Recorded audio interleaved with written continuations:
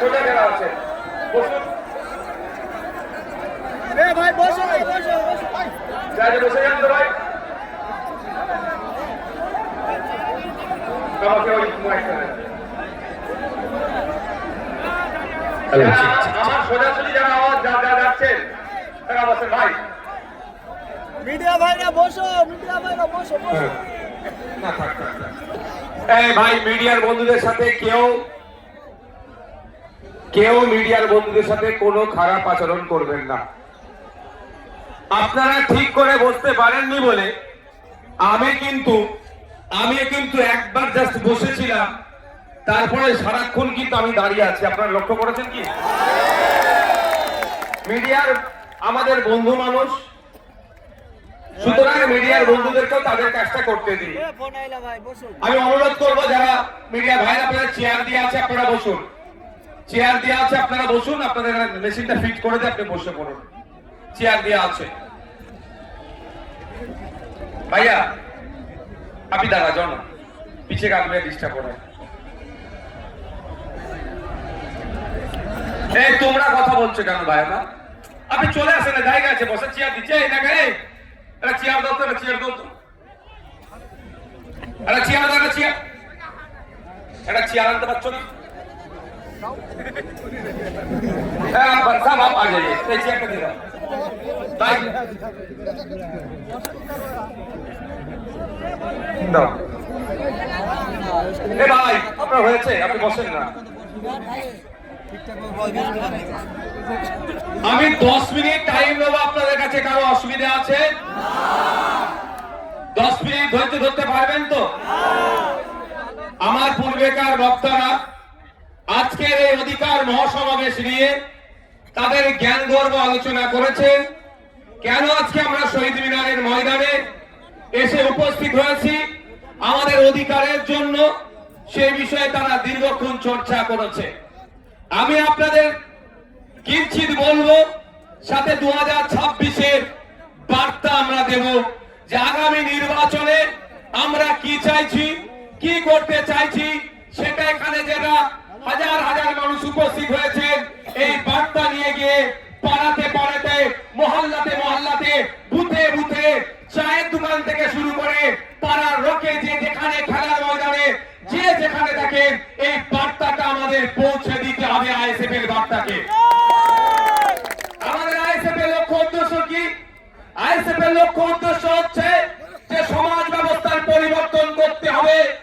এক মফস্বল এলাকার মানুষ, সুন্দরবনের মানুষ, দার্জিলিং এর মানুষ, দিনাজপুরের মানুষ, মালদার মানুষ, বাঁকুড়ার মানুষ, বীরভূমের মানুষ, হুগলির প্রত্যন্ত গ্রামের একটি মানুষ আপনাকে ট্রিটমেন্ট করতে গিয়ে কলকাতার সরকারি হসপিটালের দ্বারস্থ হতে হবে। Indian secular front alternative politics provide করছে। ইন্ডিয়ান সেকুলার ফ্রন্ট কল দিচ্ছে 2026 সালে যদি আমাদেরকে আপনারা সরকারে নিয়ে আসেন, আমরা এই 5 বছর একটা সরকারের সময় পাই, 5 বছর 5টা জেলাতে আমরা কলকাতার পিজি, এনআরএস, আরজিকরের মতো স্টার হসপিটাল আমরা বানিয়ে দেব। তাহলে গ্রামের মানুষকে আর শহরে উপস্থিত হতে হবে না। আমরা কল দিচ্ছি আপনাদের। আজকে দেখলে দেখা যাবে শিক্ষা ব্যবস্থা তলানিতে চলে যাচ্ছে। 2012 থেকে 2024 এই সমকালে পশ্চিম বাংলায় প্রায় 25,000 প্রাইমারি স্কুল বন্ধ হয়ে গিয়েছে। আজকে আমরা এই মঞ্চ থেকে ঘোষণা দিচ্ছি, শুধু বন্ধ হয়ে যাওয়া স্কুলগুলো চালু করা নয়, নতুন নতুন শিক্ষা প্রতিষ্ঠান হবে, কলেজ তৈরি হবে, নতুন নতুন শিক্ষা প্রতিষ্ঠান হবে, কলেজ তৈরি হবে, সাথে সাথে ইউনিভার্সিটিও তৈরি হবে। দুর্ভাগ্য আমাদের মুর্শিদাবাদ জেলা সারা ভারতবর্ষের পিছিয়ে থাকা জেলাগুলোর মধ্যে যদি আমরা খোঁজ করি একটা জেলা পাবো মুর্শিদাবাদ জেলা। সেই জেলাতে এখনো পর্যন্ত একটা ফুল ফ্লেজ ইউনিভার্সিটি দেখতে পাচ্ছি না। আমরা শুধু মুর্শিদাবাদ জেলা নয়, 10 লক্ষ 20 লক্ষ মানুষের গড়ে প্রতিটা জায়গায় আমরা ইউনিভার্সিটি তৈরি করব। উচ্চ শিক্ষায় শিক্ষিত যাতে হতে পারে আমাদের সমাজের ছেলেরা, তার ব্যবস্থা আমরা করব যদি 2026 সালে বাংলার মানুষ আমাদেরকে সুযোগ দেয়। আপনাদের জানিয়ে রাখি, আজকে রাজ্য সরকার যে বিচারিতা করছে সংখ্যালঘুদের সাথে, দলিতের সাথে, আদিবাসীর সাথে, সেই বঞ্চনা থেকে আমরা অবসান ঘটাবো। हमारे यहाँ पे प्यारे, हमारा सबका प्यारा बाबा साहेब अम्बेडकर जी का उनका थर्ड जनरेशन प्रकाश अम्बेडकर जी ऐसे देखे। हम आपको बोलना चाहते हैं, बंगाल में जो अभी सरकार चल रहा है सिर्फ नाम का सरकार चल रहा है, आखिर में सर्कस चला रहा है। क्योंकि यहाँ पे 100% रोजगार के अनुसार से 22% दलित को जॉब मिलना चाहिए, लेकिन ऑफिशियल ये लोग 22% दलित को जॉब दे रहा है, लेकिन उसमें से 10% असली दलित नहीं है। फेक सर्टिफिकेट डाल के दलित का जहाँ के इस सरकार छीनना चाहते हैं। हम लोग का लड़ाई है 22% असली जो दलित है उनको जॉब मिले, वही लड़ाई हम लोगों का है। यहाँ पे 6% रिजर्वेशन है एसटी कम्युनिटी के लिए। दुख की बात है, बंगाल में 1 करोड़ आदिवासी नहीं है, लेकिन 1.5 करोड़ एसटी सर्टिफिकेट प्रोवाइड किया गया है।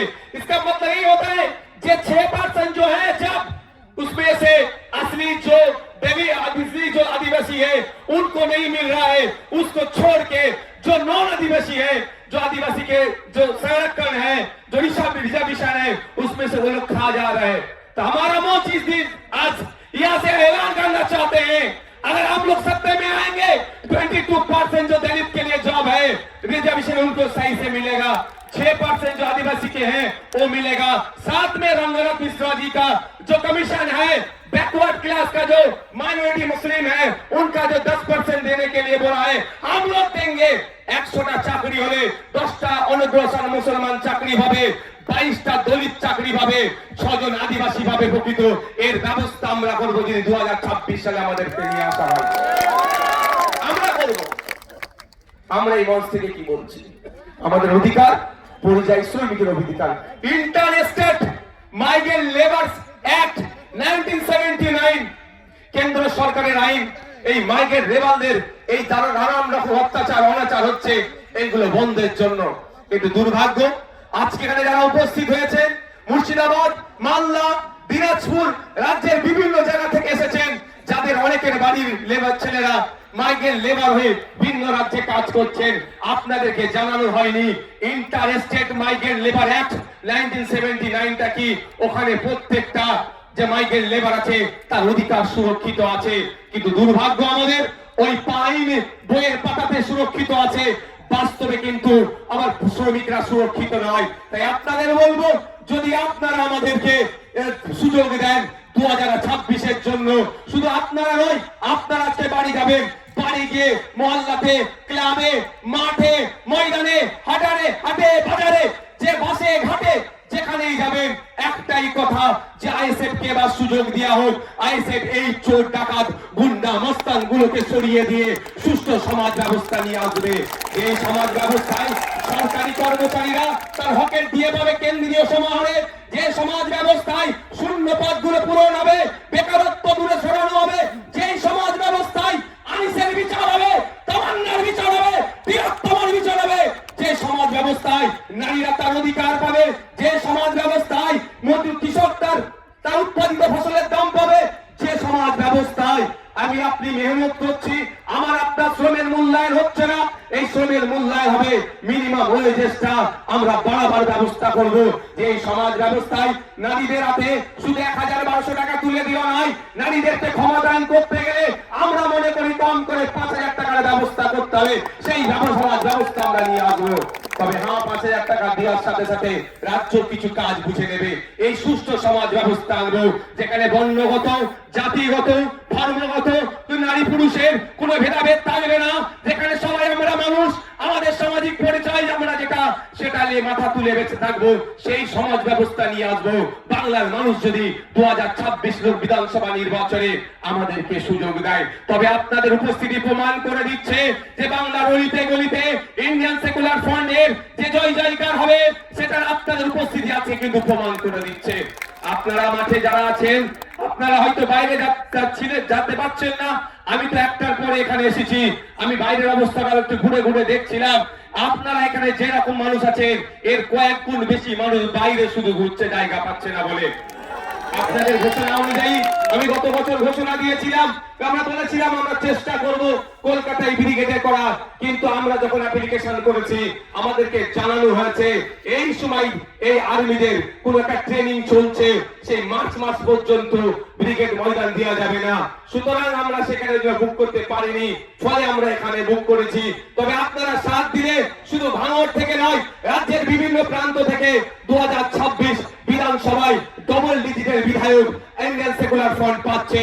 তারপরে আমরা আশা করব এবার আর্মিদের ট্রেনিং কখন আছে সেটাও প্রয়োজনে দেখে নেব, তার ট্রেনিং এর ফাঁকে বা ট্রেনিং এর পরে আপনাদের সাথ নিয়ে আবার আপনাদেরকে নিয়ে কলকাতায় আমরা ব্রিগেড ময়দান ভরাবো অধিকারের জন্য।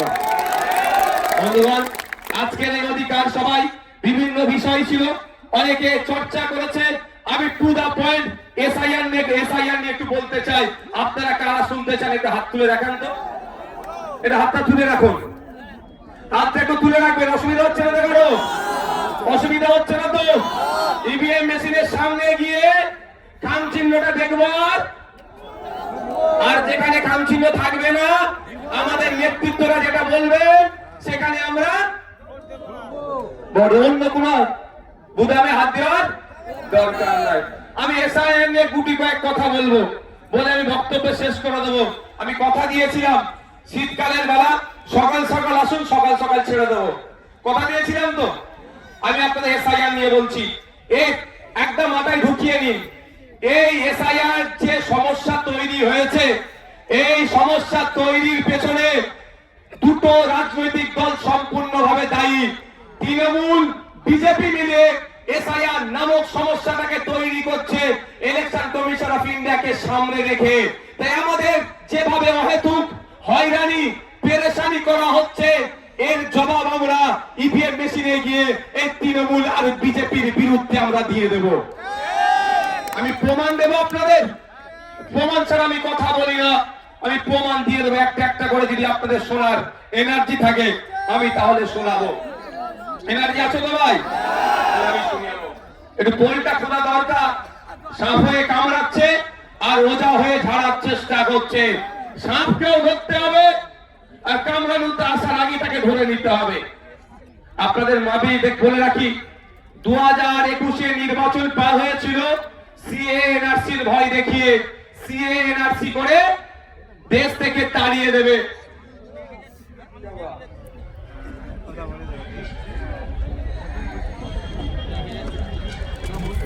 সংগ্রামী যৌথ মঞ্চে যে মঞ্চ আছে তার উপরে ছেলেরা উঠে গেছে না ভাইয়া ভাই, এই উপরে যারা উঠেছে না ভাই যাবে একদম একদম নেমে যাও, এটা অনৈতিক কাজ, নেমে পড়ো চাল থেকে। শোনেন ভাই, এদিকে দেখান, 2021 সালে নির্বাচন কি দেখিয়ে পার হয়েছিল? বিজেপি বলেছিল এসআইআর করে তাড়িয়ে দেবো, এই বিজেপি বলেছে এনআরসি সিএ করে তাড়িয়ে দেবো। আর মমতা ব্যানার্জির দলেরা কি বলেছিল? যে তাড়াতে পারবে না, আমরা আছি। এখন বলুন, এই 2026-এ নির্বাচন আসছে, এসআইআর করে ভোটাধিকার কেড়ে দেবো গল্প শোনাচ্ছে শুভেন্দু অধিকারী, আর মমতা ব্যানার্জি ঠিক ঠিক করে এসে বলছে আমি থাকতে এসআইআর হতে দেবো না। অলরেডি কাগজ নিয়ে আপনাকে আমাকে ছুটাছুটি করতে হচ্ছে। আমার নাম নোটিশ এসে গিয়েছে।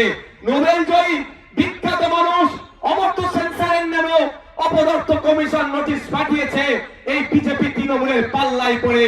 শুধু তাই নয়, স্বাধীনতা সংগ্রামী, মুক্তিযোদ্ধা, বীর, ভারতবর্ষের অন্যতম শ্রেষ্ঠ আইকনিক ব্যক্তি, তার নাম নেতাজি সুভাষচন্দ্র বোস, নেতাজি সুভাষচন্দ্র স্যারের পরিবারকেও এই নোটিশ পাঠিয়েছে। আপনাদের বলবো, 2026-এর বৈতরণী পার করার জন্য তৃণমূল আর বিজেপি এসআইআর নামক এই সমস্যাটার অবতরণ করেছে। তাই আপনাদের বলবো, এই সমস্যাতে অহেতুক হয়রানি করার চেষ্টা হচ্ছে, তবে আপনি আতঙ্কিত হবেন না। দিন দেওয়ানে বলেছিলাম স্বচ্ছ এসআইআর করলে সহযোগিতা করব, আজকেও বলছি স্বচ্ছ এসআইআর মিন্স ভোটার লিস্ট স্বচ্ছ হোক, মৃত ভোটারের নাম বাদ যাবে, একাধিক জেলায় ভোটার লিস্টে নাম উঠেছে বাদ যাবে, যার অস্তিত্ব নেই সেই ভোটারের নাম বাদ যাবে, প্রয়োজন আমরা সহযোগিতা করব। কিন্তু স্বচ্ছতার নামে নির্বাচন কমিশন যে হয়তো হয়রানি করছে এর জবাব দেওয়ার জন্য প্রশ্ন করেছিলাম আমরা নির্বাচন কমিশনে। শুধু তাই নয়, আপনাদের এই নওশাদ সিদ্দিকী খানচিহ্ন নেতা সুপ্রিম কোর্টে গিয়ে আপনাদের জন্য মামলা করেছে। আপনাদের বলে রাখি, দুটো কাজ এই মুহূর্তে মমতা ব্যানার্জি যদি করে, দুটো কাজ যদি এই মুহূর্তে মমতা ব্যানার্জি করে, হয়রানিও বন্ধ হবে, আতঙ্কিত বন্ধ হবে। আতঙ্কিত হবেন না। দুটো কাজ কি কি বলে দিচ্ছি, শর্ট টাইম, আমি বেশিক্ষণ বলবো না, বলেছি আপনাদের। প্রথম কাজ হচ্ছে ওয়াল পার্টি মিটিং ডাকা। মমতা ব্যানার্জি ওয়াল পার্টি মিটিং ডাকুক, সমস্ত রাজনৈতিক দলের নেতাদেরকে ডাকুক। যেই পরিস্থিতি বাংলার স্বাধীনতা সংগ্রামী পরিবার থেকে শুরু করে, বীর পরিবার থেকে শুরু করে, বিভিন্ন ধর্মীয় পরিবার থেকে শুরু করে, বিভিন্ন যাদের সামাজিক প্রভাব প্রতিপত্তি আছে, সব সমেত সাধারণ মানুষদেরকে অহেতুক হয়রানি হচ্ছে, এই হয়রানি বন্ধ আমাদের করতে হবে। অল পার্টি মিটিং ডাকা দরকার। কেমন অল পার্টি মিটিং আপনাদের জানিয়ে রাখি, বর্বর পাকিস্তানিরা যখন এসে পেহেলগাঁওতে আমাদের দেশের নাগরিককে খুন করলো, সেই সময় অল পার্টি মিটিং ভারত সরকার ডেকেছিল। সেই সময় কংগ্রেসের পক্ষ থেকে বলেছিল পাকিস্তানের বিরুদ্ধে অল আউট যাও, আমাদের কোনো অবজেকশন নাই। আজকে মমতা ব্যানার্জি যদি অল পার্টি মিটিং ডাকে, মমতা ব্যানার্জি ডাকে কেউ আসুক আর নাই আসুক, ইন্ডিয়ান সেকুলার ফ্রন্ট যাবে বাংলার নাগরিকদের সাথে, সেখানে গিয়ে বলবে স্বচ্ছতার সাথে যে কাজ পশ্চিমবাংলা সরকার করতে চায় আমরা প্রস্তুত আছি বাংলার মানুষের জন্য। তাহলে আপনি আতঙ্কিত মুক্ত হবেন তো ভাই? কিন্তু চাই না আপনি আতঙ্কিত মুক্ত হন মমতা ব্যানার্জির দলেরা। এরা চাই আপনি পেরেশানে থাকুন। আপনি পেরেশানে থেকে প্রশ্ন করতে পারবেন না মাদ্রাসায় টিচার নেই কেন। আজকে দেখুন কলকাতায় গতকালকে খোঁজ নিয়ে দেখুন, প্রায় 33 দিন এই ঠান্ডাতে তারা পড়ে আছে। আনের টিচার গুলো এমএসকেএসএস কে টিচারদের সম্মানিকটা ঠিকঠাক পাচ্ছে না। মাদ্রাসায় 10,000 শূন্য পদ হয়ে গেছে, পরিকাঠামো ধ্বংস হয়ে গেছে, স্কুলে টিচার নাই, হাই স্কুলে টিচার নাই, শিক্ষার পরিকাঠামো ধ্বংস হয়ে গেছে। আপনি এটা প্রশ্ন করবেন না এসআইআর কাগজ নিয়ে ছুটাছুটি করবেন? এই ছুটাছুটি করার জন্য আপনাকে এই পদক্ষেপগুলো গ্রহণ করছে না। দ্বিতীয় হচ্ছে বিধানসভায় নিন্দা প্রস্তাব পাস করানো হোক। বিধানসভায় নিন্দা প্রস্তাব পাস করানো হোক। যেভাবে অহেতুক হয়রানি করা হচ্ছে এটা অত্যন্ত নিন্দাজনক কাজ। সেখানে নিন্দা প্রস্তাব পোস্ট করানো হোক।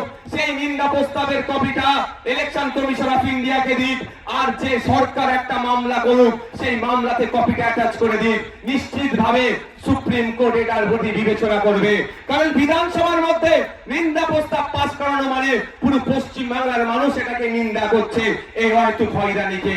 এটা করবে মমতা ব্যানার্জি সরকার? আওয়াজ দিন একটু। কেন করবে না? পেরেশান তো হচ্ছে দলিত, সব থেকে বেশি পেরেশানি হচ্ছে মুসলমান, তারপরে দলিত, তারপরে আদিবাসী। তাই মুসলমানকে তো মানুষ মনে করে না, শুধু ভোটার মনে করে, আর ক্যাপটিভ ভোট ব্যাংক হিসাবে রাখতে চায়। তাই আপনাদের বলবো দিকে দিকে আওয়াজ তুলতে হবে, বলতে হবে ইমিডিয়েট পশ্চিমবাংলা সরকারকে এই দুটো কাজ করা দরকার। এক, অল পার্টি মিটিং ডাকা, দ্বিতীয় হচ্ছে বিধানসভায় নিন্দা প্রস্তাব পাস করানো। এরপরও আপনাদের বলছি, আমার উপরে কেন এদের রাগ বুঝতে পেরেছেন? ৭৭টাকে নিয়ে কিছু নয়, নওশাদকে হারাতে হবে। কারণ আমি তো এদের পয়েন্টে পয়েন্টে এদের ভুলগুলো ধরিয়ে দিই, ওই জন্য ওদের জয়েন্টে জয়েন্টে ব্যথাটা করে যায়। আমি তো বলছি আপনাকে, দেখবেন যাদের বাড়ি ফর্ম গেছে, ফর্মের সাথে আরেকটা এক্সট্রা এই হিয়ারিং এর নোটিশ গেছে, হিয়ারিং এর নোটিশের সাথে আরেকটা কাগজ গিয়েছে। সেই হিয়ারিং এর নোটিশের সাথে একটা যে কাগজ গিয়েছে সেখানে 13টা ডকুমেন্টস এর কথা বলা হচ্ছে। যাদেরকে হিয়ারিং এ ডাকা হচ্ছে, এই 13টা ডকুমেন্টস এর মধ্যে কোন একটা ডকুমেন্ট সাবমিট করলে তার হিয়ারিংটা সে পজিটিভ হয়ে যাবে, অর্থাৎ তার অসুবিধা হবে না। এটা বলছো তো? আচ্ছা, আমরা এই এসআইআর নিয়ে এত দুটো মেইনলি সমস্যার সম্মুখীন হতে হচ্ছে আমাদের। একটা, টাইম লস হচ্ছে, দাঁড়াতে হচ্ছে, অব্যবস্থা। ওখানে এই গেটের ওখান থেকে সরে যাও, এই গেটের ওখান থেকে সরে যাও, গেট থেকে সরে যাও, দেখতে পাচ্ছ না? এই সবার উপরে উঠে বসুন, নিচে বসুন, বসুন। দুটো জিনিস হচ্ছে তো ভাই, একটা কি আমার অযথা টাইম দিতে হচ্ছে, ওখানে অব্যবস্থা, ওখানে ঠিকঠাক ব্যবস্থা আমরা পাচ্ছি না, ঘন্টার পর ঘন্টা লাইনে গিয়ে দাঁড়াতে হচ্ছে। দ্বিতীয় হচ্ছে আমি আতঙ্কিত, তাই তো ভাই, যে আমার কি হবে। কিন্তু এই 13টা ডকুমেন্টস এর মধ্যে যদি কারো একটা ডকুমেন্টস থাকে সে আতঙ্ক মুক্ত, আমি ঠিক কথা বলছি তো ভাই? আমি ভাই আতঙ্কিত নয় আমাকে নোটিশ পাঠিয়েছে বলে। কেন বলুন তো? আর্টিকেল 326 আমার ভোটদানের স্বাধীনতা। 18 বছরের ঊর্ধ্বে হলে ভোট দিতে পারবো, আমি ভারতীয় নাগরিক। আমার এটা কেউ কেড়ে নিতে পারবে না। কারো আশীর্বাদে যেমন কেউ অন্যায় ভাবে রাখতে পারবে না, কারো অভিশাপে কেউ অন্যায় ভাবে কেড়ে নিতে পারবে না। যাক, আমি আপনাদের বলি, এই নোটিশের 6 নম্বর পয়েন্টে দেখুন কি লেখা আছে। 6 নম্বর বলা হচ্ছে, রাজ্যের উপযুক্ত কর্তৃপক্ষ প্রদত্ত স্থায়ী বসবাসের প্রমাণপত্র বা শংসাপত্র, অর্থাৎ পশ্চিমবাংলা সরকার তার কর্তৃপক্ষকে দিয়ে আপনার হাতে যদি রেসিডেন্স সার্টিফিকেট তুলে দেয়, তাহলে আপনি হিয়ারিং এর নোটিশে গিয়ে ওটা দিলেই আপনি হিয়ারিং, আপনার কোনো চিন্তার কারণ থাকবে না। কিন্তু সরকার একবারও এটা দেবে বলেছে? একবারও বলেছে যে তোমরা হয়রানি হয়ে না, তোমরা আতঙ্কিত হয়ে না, আমি তোমাদের সরকার, যে আমি তোমাদের ব্যবস্থা করে দেবো। তাই আপনাদের বলি, আপনারা 2021 সালে অনেকে ভাঙড় ছাড়া, অনেকে কি হবে না হবে ভেবে ভোট দিবার ইচ্ছা গেলেও ভোট দেননি। কিন্তু আপনাদের বলছি, আজকে যদি এটা সংযুক্ত মোর্চার সরকার চলতো, তাহলে এই হয়রানি হতো না। তারপরও যদি হয়রানি করার চেষ্টা করতো, আমরা বাড়িতে বাড়িতে এই রেসিডেন্স সার্টিফিকেটটা তৈরি করে পৌঁছে দিতাম। বাড়িতে থাকো, তোমার বাড়িতে আমরা কাগজ পৌঁছে দেবো। রাজ্য সরকার চাইলে যেভাবে দুয়ারে সরকার করছে, সেরকম বাড়িতে সরকার পৌঁছে দিতে পারতো। খামে ভরে এনাও তোমার রেসিডেন্স সার্টিফিকেট, যাও তুমি গিয়ে হিয়ারিং এর টেবিলে দাও, তোমার হিয়ারিং পাস হয়ে যাবে, তোমার ভয় নেই। এটা করেছে রাজ্য সরকার? জানতে হবে। আমি প্রথমেই বলি, শুভেন্দু অধিকারী আমাকে আপনাকে ভোটাধিকার কেড়ে নেওয়ার চক্রান্ত করছে। চক্রান্ত করলে চক্রান্তের জবাব দিতে হবে তো। কেউ যদি গুণহল হয়, তাহলে বাগাতে তুই হতে হবে তো ভাই। তো বাগাতে তুলে ভূমিকা দেখতে পাচ্ছি না। তারপরে চলে আসুন 10 নম্বর পয়েন্টে বলছে, রাজ্য স্থানীয় কর্তৃপক্ষের দ্বারা তৈরি পারিবারিক রেজিস্টার। রাজ্য বা স্থানীয় কর্তৃপক্ষের দ্বারা তৈরি পারিবারিক রেজিস্টার 2011 সালে আইসিডিএস কর্মীদের দিয়ে তথ্য তোলা হয়েছিল। এই পারিবারিক রেজিস্টার সেখানে আছে। এই তথ্যটা উঠে প্রথমে গিয়েছিল পঞ্চায়েতে, পঞ্চায়েত থেকে রাজ্যে গিয়েছিল। তার আপনারা বলুন, এই তথ্যটা অলরেডি প্রতিটা পঞ্চায়েতে আছে। এই 10 নম্বর পয়েন্টটা যেটা চেয়েছে এর উত্তর, অর্থাৎ এই যে কাগজ চেয়েছে, এই কাগজটা প্রতিটা পঞ্চায়েতে আছে। রাজ্য সরকার 2023 পঞ্চায়েত নির্বাচনে একচ্ছত্র ভোট লুট করেছে। সেই ভোট লুট করতে গিয়ে আমরা আমাদের ভাঙড়ের 3 ভাইকে হারিয়েছি। শহীদ মহিউদ্দিন, শহীদ হাসান, শহীদ রেজাউল গাজী, 3 জনকে হারিয়েছি। শুধু নয়, সারা রাজ্যে আমাদের কর্মীদের অত্যাচার করে, তারা অবৈধ পন্থা অবলম্বন করে আজকে তারা পঞ্চায়েতের ক্ষমতায় বসে আছে, পঞ্চায়েত চালাচ্ছে। সেই পঞ্চায়েতের মাধ্যমেই যদি প্রতিটা বাড়িতে বাড়িতে এই তথ্যটা 10 নম্বর যে পয়েন্ট আছে পারিবারিক রেজিস্টার যদি পৌঁছে দেয়, ওটা নিয়ে আপনি যখনই হিয়ারিং এর টেবিলে যাবেন, আপনাকে অফিসার আর কিছু দ্বিতীয় প্রশ্ন করার সুযোগ পাবে না। ওটা জমা দেবেন, জমা দেওয়ার পরে আপনার হিয়ারিং কমপ্লিট হয়ে যাবে। তাহলে আতঙ্ক মুক্ত হবে না ভাই?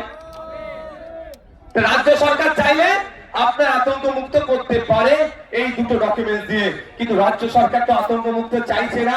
যদি আতঙ্ক মুক্ত চাইতো, কুরআন শরীফকে নিয়ে যে অসীম সরকার কুভাষায় কথা বলেছে, তাকে ধরে এতক্ষণ জেলের মধ্যে রাখতো, পুলিশ সুমোটো করতো, তার বিরুদ্ধে ব্যবস্থা নিয়ে এত দূরের কথা প্রায় 900 মতো অভিযোগ জমা পড়েছে। এখনো একটা এফআইআর হিসাবে ট্রিট করেনি এই রাজ্য সরকার। তাহলে বোঝা যাচ্ছে আপনাকে আমাকে কি নজরে দেখে। তবে রাজ্য সরকার এফআইআর হিসাবে ট্রিট করেনি বলে ভাঙড়ের বিধায়ক নওশাদ সিদ্দিকী চুপ থাকবে না। আমি কোর্টে যাচ্ছি 136 সার্কুলার 156 সার্কুলার 3 দিয়ে আমি কোর্ট থেকে মামলা করছি এই অসীম সরকারের বিরুদ্ধে। কিন্তু প্রশ্নটা, আপনারা বাংলার মানুষ, সংখ্যাগরিষ্ঠ মানুষ ভোট দিয়ে সরকার তৈরি করলো, আবার সংখ্যাগরিষ্ঠ মানুষকে রাস্তায় নামতে হবে কেন আমার এসআইআর পাঠানোর জন্য? তাহলে সরকারের কাজটা কি? আমি সরকার তৈরি করেছি, আমার বিপদে আপদে, আমার সুবিধা অসুবিধাতে আমার পাশে থাকবে, তার পরিবর্তে আমাকে আরো ঠেলে দিচ্ছে বিপদের দিকে। তাই আপনাদের বলবো, আসলেই কি তৃণমূল কংগ্রেস আসলেই কি তৃণমূল কংগ্রেস এসআইআর থেকে আপনাদের নিস্তার দেবে মনে হচ্ছে? ওয়াকাফ খেয়েছে জানেন তো নাকি? ওয়াকাফটা যেমন আমি আছি হবে, আমি থাকতে হবে না, আমি থাকতে হবে না, আমি থাকতে হবে না, টুক করে রাত্রে কি বললো? ওয়াকাফ মেনে নিল, এটাও মিলিয়ে নেবেন। এসআইআর উনি বেঁচে থাকতে হবেন না বলছেন, বলতে বলতে শেষ দিন আপনাকে ডুবিয়ে দিতে পারে। তাই বলছি আপনাদের, আপনার লড়াই আপনাকে লড়ে নিতে হবে, আমার লড়াই আমাদেরকে লড়ে নিতে হবে। তাই ওদের মধ্যে মমতা ব্যানার্জির কথাই ভরসা করে লাভ হবে না, আমাদেরকে আওয়াজ তুলতে হবে যে ইমিডিয়েট যে পঞ্চায়েতে পারিবারিক রেজিস্টার যে সার্টিফিকেট আছে সেইগুলো যাদের নামে হেয়ারিং এসছে, তাই hearing already supreme court order দিয়েছে, যাদেরকে হেয়ারিং ইস্যু করা হচ্ছে তাদের লিস্ট কি করো, পাবলিশ করো। সেই লিস্ট দেখে দেখে পঞ্চায়েতে পাবলিশ করার কথা বলা হয়েছে, প্রতিটা পঞ্চায়েতে সেই লিস্ট দেখে পাবলিশ করে আমাকে পাবলিশ যেটা হবে আমার বাড়িতে কাগজ পৌঁছে দেওয়া হোক। এই আওয়াজটা আমরা তুলবো তো নাকি গো? তুলতে হবে তো নাকি? ঝিম মেরে গেলে হবে? আর 5 মিনিট বলবো, অসুবিধা আছে? আর এনার্জি আছে? তাদের এনার্জি আছে একবার দেখি তো। এনার্জি আছে তো? এনার্জি আছে তো? ফুল এনার্জি আছে? আর 5 মিনিট বলবো। মমতা ব্যানার্জি এই মুহূর্তে পশ্চিমবাংলার মুসলমানদেরকে সব থেকে বড় যে অভিশাপটা দিয়েছে তার নাম হচ্ছে ওবিসি নতুন সার্টিফিকেট। মমতা ব্যানার্জি প্রতিনিয়ত, তার দল ভাবছেনি, প্রতিনিয়ত মুসলমান দলিত আদিবাসীদেরকে এক একটা করে অভিশাপ উপহার দেয়। তাই মুসলমান এখন সব থেকে বড় অভিশাপ যেটা পেয়েছে সেটার নাম হচ্ছে ওবিসি সার্টিফিকেট। এই ওবিসি সার্টিফিকেট নামটা আসতে থাকবে, ছিঁড়ে ফেলে দেওয়া, বাড়িতে রেখে দেওয়া আর সার্টিফিকেট রাখা একই হবে। কারণ কলে কৌশলে মুসলমানদের শুধু নামটা আসতে সার্টিফিকেটটা রাখতে চাইছে। যেভাবে মেসিকে দেখতে আসলো, টিকিট কাটলো, বাড়িতে ঢুকলো, তারপরে কি হলো, একটা স্টেডিয়ামে ঢুকলো, মেসিকে দেখতে পেল না।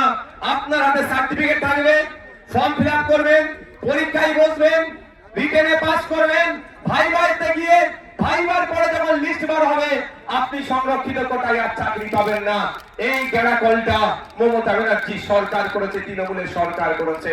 তাই আপনাদের বলবো এর বিরুদ্ধে আমাদের লড়াই করতে হবে। আমাদের লড়াই ফেক এসটি সার্টিফিকেটের বিরুদ্ধে। প্রকৃত যিনি দলিত সে চাকরি পাচ্ছে না, প্রকৃত যিনি আদিবাসী সে চাকরি পাচ্ছে না, প্রকৃত যে অনগ্রসর শ্রেণীর মুসলমান সে চাকরি পাচ্ছে না। এর বিরুদ্ধে আমাদের লড়াই। যারা প্রকৃত অর্থে চাকরির প্রয়োজন, উচ্চ শিক্ষায় সংরক্ষণের প্রয়োজন, তাদেরকে ক্ষমতায় নিয়ে আসতে হবে। তাই আপনাদের বার্তা দিচ্ছি, আপনারা যদি আমাদের সুযোগ দেন আমরা নিয়ে আসবো। তবে একটা কথা বলি, মমতা ব্যানার্জি বিশ্বাস হচ্ছে না আমার তিনি এসআইআর এর বিরুদ্ধে সত্যিকারের লড়াই করবেন। বাসন্তীতে হেয়ারিং এর পরে আপনার রিসিপ্ট দিচ্ছিল না, আমাদের কর্মীরা গিয়ে আন্দোলন করে রিসিপ্ট যখন দেওয়ালো তার কিছুক্ষণের মধ্যে পুলিশকে পাঠিয়ে তৃণমূলের নেতা এসে আমাদের কর্মীদের ওখান থেকে সরিয়ে দিল। এটা মানে কি? রিসিপ্ট দেওয়া তো ভালো কথা, তারপরে খবর পেলাম আর রিসিপ্ট দিচ্ছে না। তাহলে এই যে চক্রান্ত বিজেপি করছে সেই চক্রান্তের সাথে কিন্তু তৃণমূল একই ভাবে যুক্ত আছে। তাই এই চক্রান্তের জবাব আমাদেরকে গণতান্ত্রিক প্রক্রিয়া দিতে হবে। গতকালকে দেখছিলাম সিপিএম এর এক সিনিয়র লিডারের মেরে মুখ ফাটিয়ে দিয়েছে। অভিযোগটা কি? তার অপরাধটা কি? যে এসআইআর এর নামে যে অহেতুক নাগরিক হয়রানি হচ্ছে এর বন্ধের জন্য ডেপুটেশন দিতে গিয়েছিল। তাহলে নাগরিক হয়রানি বন্ধের জন্য ডেপুটেশন দিলে যদি অহেতুক পেরেশানি করে, এই তৃণমূল যদি আক্রমণ করে, প্রকৃত অর্থে তৃণমূল কি এর বিরুদ্ধে আছে? আজকের প্রোগ্রাম আমরা এবার একদম শেষের দিকে এসেছি, আমরা শেষ করব। শেষ করতে আগে আপনারা আস্তে আস্তে বিদায় নেন, যেতে যেতে মাইকের আওয়াজ পাবেন।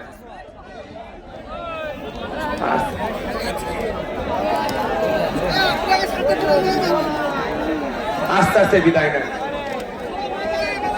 যেতে যেতে আমি 3টে কথা বলবো, আপনারা মাথায় রাখতে রাখতে যাবেন।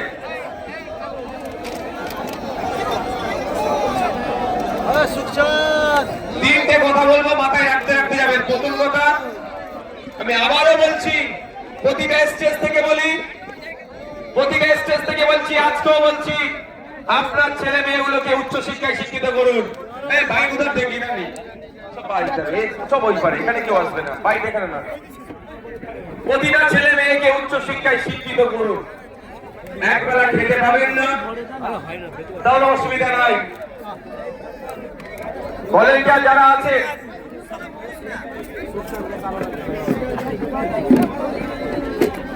উচ্চ শিক্ষায় শিক্ষিত করুন।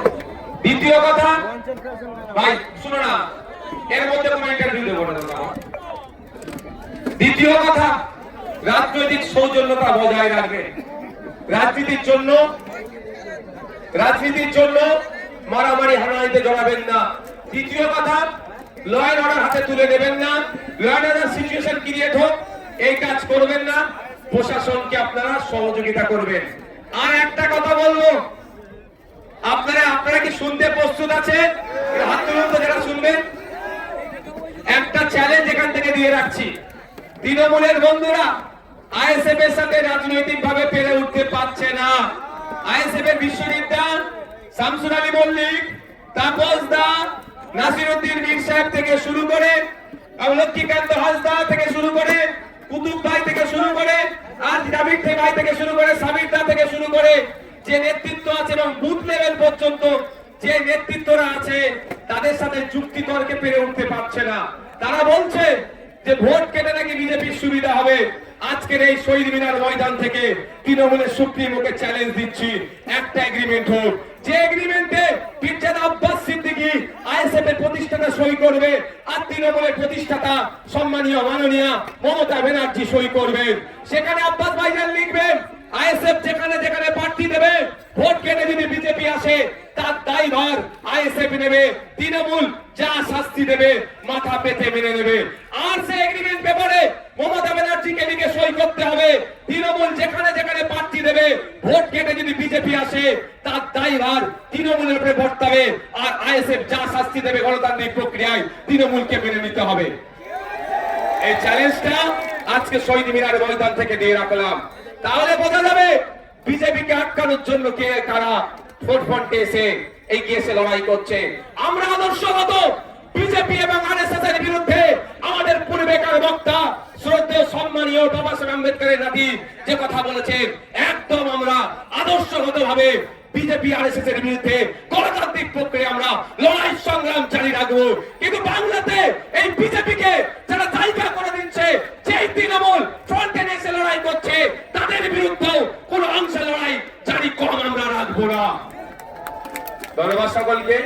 আস্তে আস্তে বিদায় নিন। আপনারা অনুরোধ করব, যেভাবে শৃঙ্খলার সাথে আপনারা এসেছেন, একই ভাবে শৃঙ্খলার সাথে আপনারা যাবেন। প্রশাসনের বন্ধুরা আপনাদেরকে যেভাবে আসার পথে সহযোগিতা করেছে, যাওয়ার পথে ট্রাফিক থেকে সমস্ত বিষয় সহযোগিতা করবে, তাদের দেখানো ট্রাফিক যারা তারা যা মেনটেন করছে যেভাবে, সেই রকম ভাবে আপনারা যাবেন। আমি